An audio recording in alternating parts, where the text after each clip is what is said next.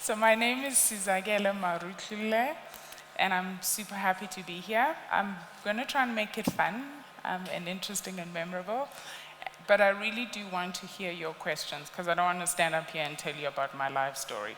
It's interesting, but it's not important to you, so I'm hoping that we can get questions from you. Is that okay?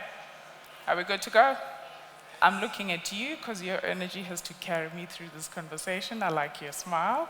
And I'm looking, yeah, don't look around. I'm also making eye contact. Okay. I was told, there we go. So this is what we do on an everyday basis, but I'll tell you a little bit more about it. My name is Sizakele. This is where you can find me if you want to speak to me beyond today, and I hope you will. Let's start at the beginning. When I was asked to come and present, I'm always a bit conflicted because I never know how far back to start because I was born in the year of the Lord 1920.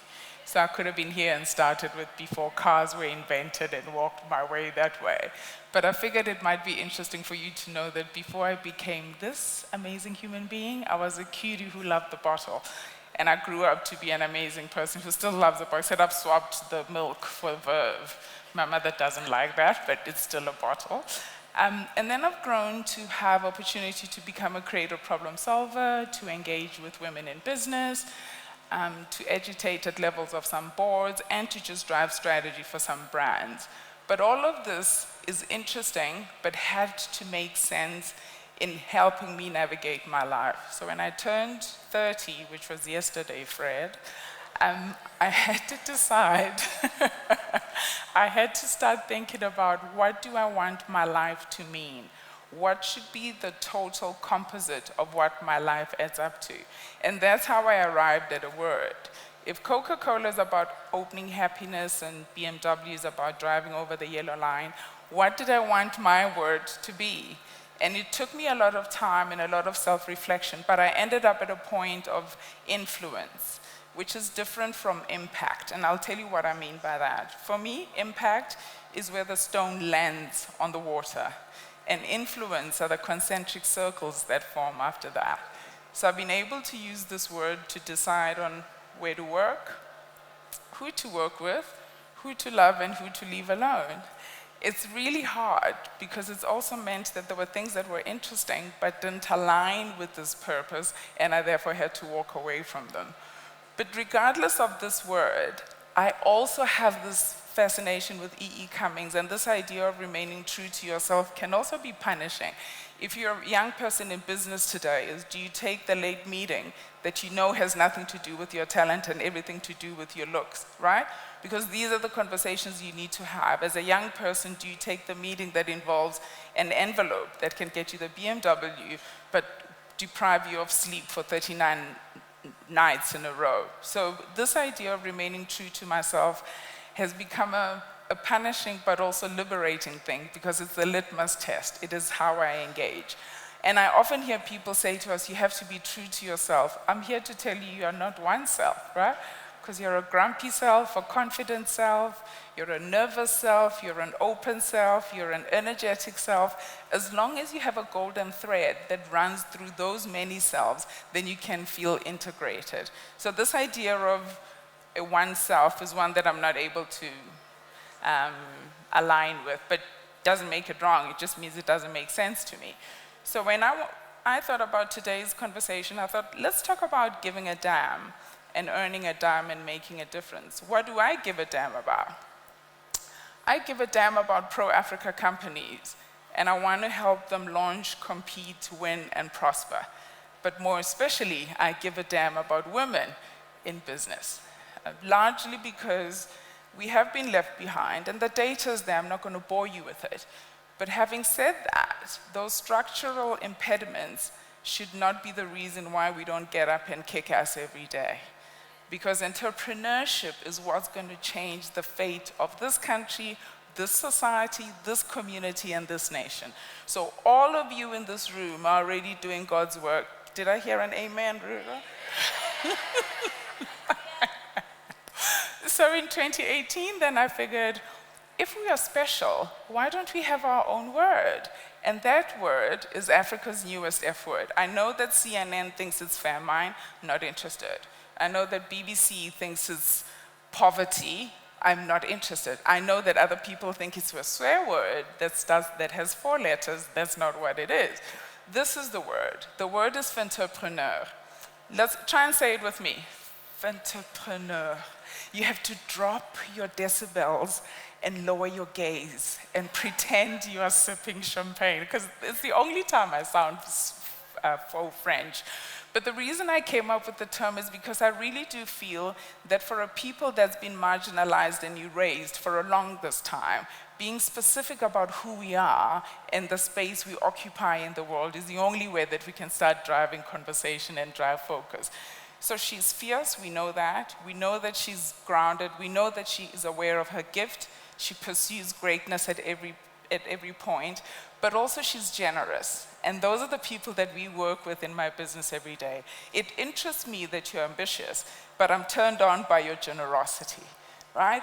I am inspired by your drive, but I am moved by your sense of charity, because those are the things that make you human. So we work a lot with this idea of where the human in the woman lies. But I also wanted to talk to you a little bit about sometimes the things that hold us back are things that happen here and here. So if you think about belief and behavior, think of the number of times every year you've said, this is the year I'm going to go to gym, right? Yeah, you signed up at the beginning. I can see, he's like, I'm going to get my money back from Josie Gym. No? But the point is, if we address behavior without addressing the belief system, then we are on a hiding to nothing. Let's give you an example. If you believe you have nothing to offer, when you walk into a room and there's nobody seated at the table, which chair do you take? Do you take the chair that's around the table, or you take the chair that's leaning against the wall? Check yourself, right? Because you have to walk into a room with the attitude that is grounded in your own belief system. You are here. You are fabulous. You have something to add. Rise to that challenge. When you're wilting in the corner, then walk out and say, they didn't even ask me a question. Firstly, they didn't see you. You were hiding behind the drapes that were matching the carpets. So nobody's fault, right? So we really do have to attack the, what do I believe I bring to the world? Because that is what will drive my behavior. Here's another thing. You're working with colleagues. Perhaps you're the late joiner to a startup. There were 2 co-founders, and then you're a 3rd person invited. And you always think they have drinks after work when you've gone home. So there's an insecurity that bubbles, right? Because of course they'd have drinks when you've gone home, not because they don't want to include you, but because they've known each other longer. Or you walk into a room and people were laughing, and as soon as you walk in, they start laughing. You think, ooh, they were talking about me. It's also possible that they kept quiet to afford you the respect so you could say what you wanted to say. So I'm asking you today, every time before you react, ask where that belief comes from, because that's where the work is. So because we believe that entrepreneurs are fantastic, we've designed an ecosystem that supports, and we literally have said this is in support of the human operating system. So in our business, we work with not just your financial objectives and your social objectives. We also challenge you on the levels at which you remain human. Because if the human in the woman in business isn't being attended to, there is no way that business can thrive, right? People say we're good with money because my mother earned 1,800. I don't know how she raised 3 children on it, like Bob. I don't know how, but she did. Yes, we may be good with money in the home, but banks don't think we're good enough to manage money in our own businesses. You're like, what is that about?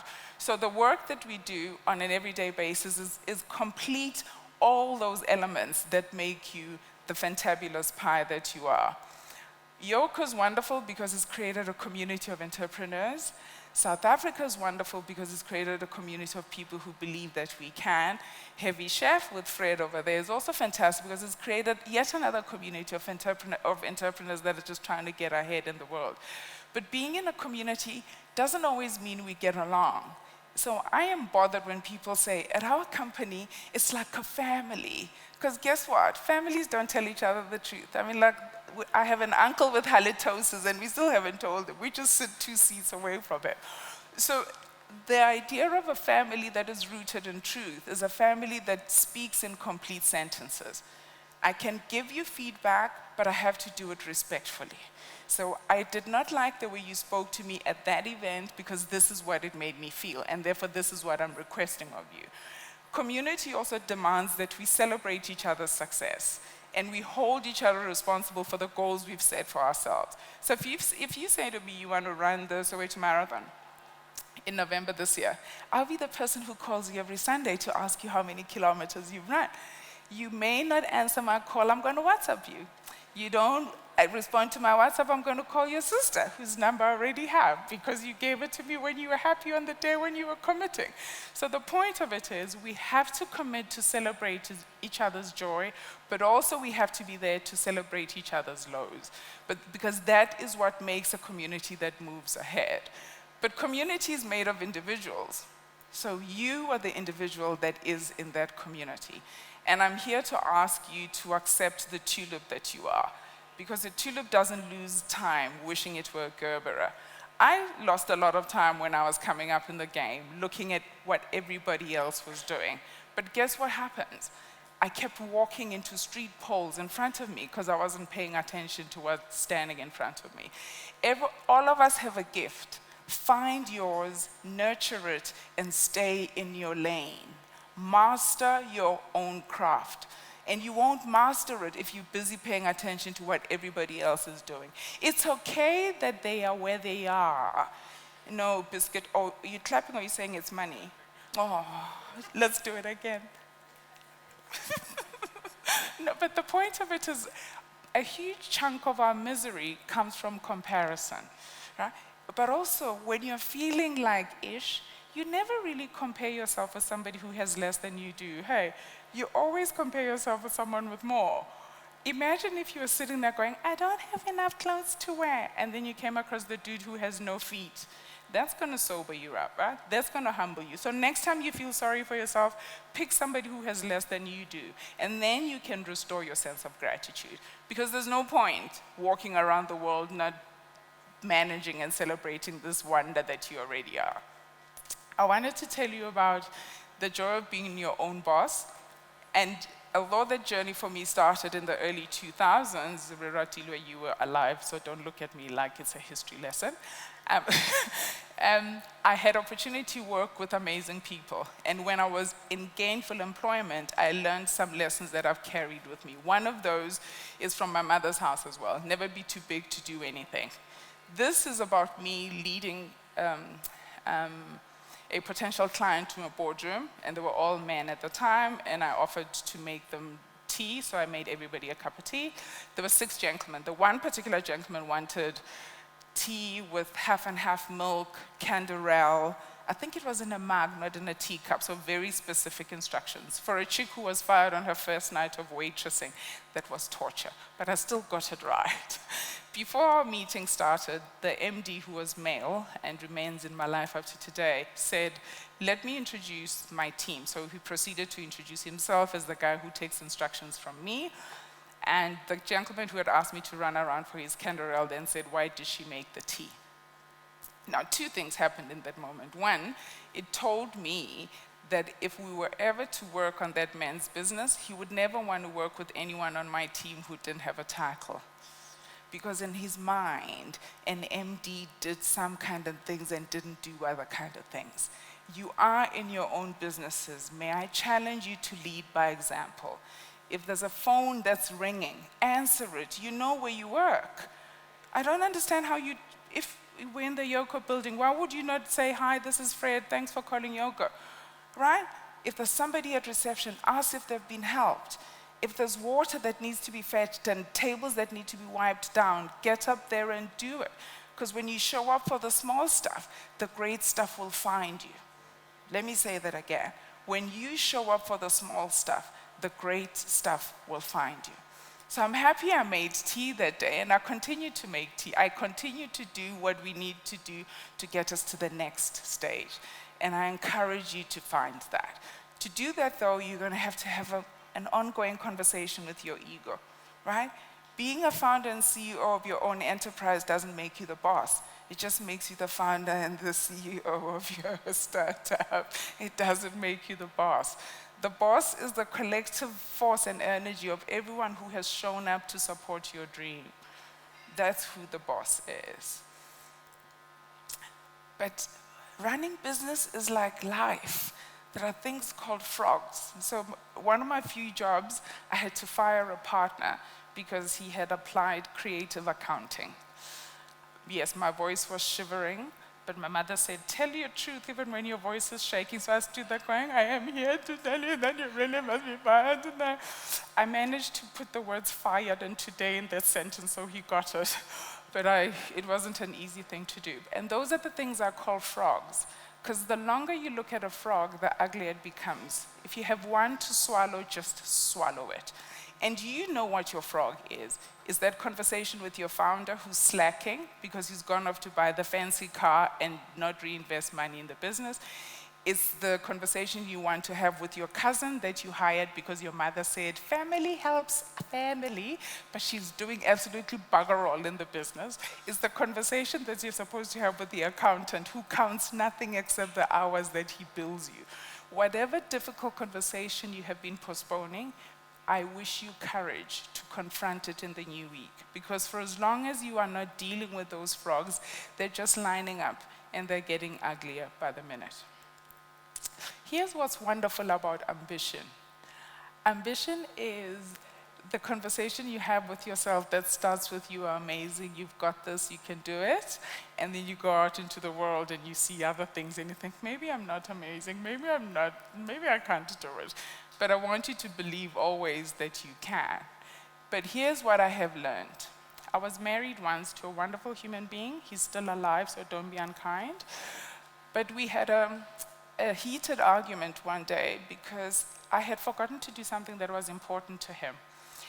And because my ego was a lot larger than it is now, I said the things that people who feel insecure say.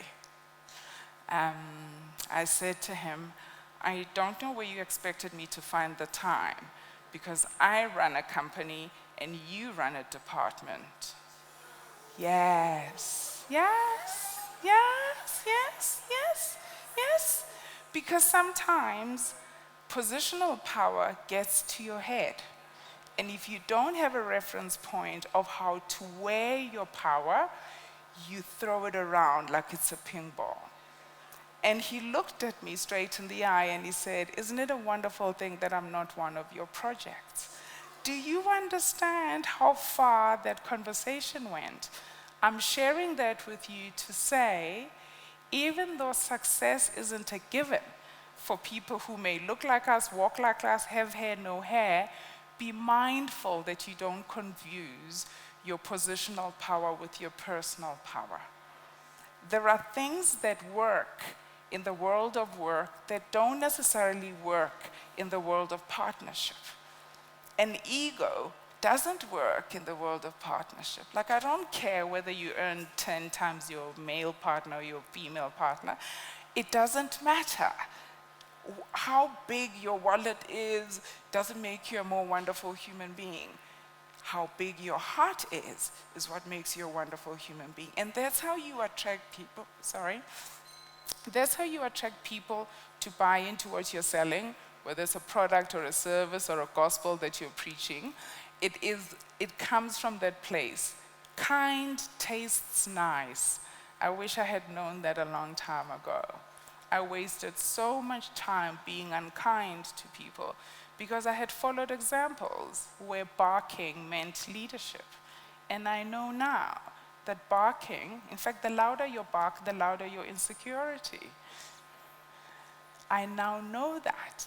And I have no shame in admitting this to you because I'm on the other side of it.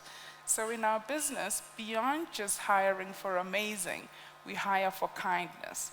Because I will not work with a jerk. I don't care how smart you are. I will work with an amazing human being because if we are connecting on the level of kindness, there there are mercies we will extend to each other. I will not assume that you were plotting my downfall. That's not going to be the place I go to. I'm going to challenge myself to assume best intentions always. So this idea of the selfie is, I was raised by a mother who left school in JC, which was grade 10 then, and she proceeded to work every Christmas until I was in matric. So when people say to me, what's your Christmas ritual? I'm like, skaftin from the day before. But I know that all that sacrifice is how I got to this place. And I can't cock it up because she raised me for a world she couldn't even imagine. What did it give me? From her, I learned charity. From her, I learned tenacity. From her, I learned resilience. This is all the ish money can't buy.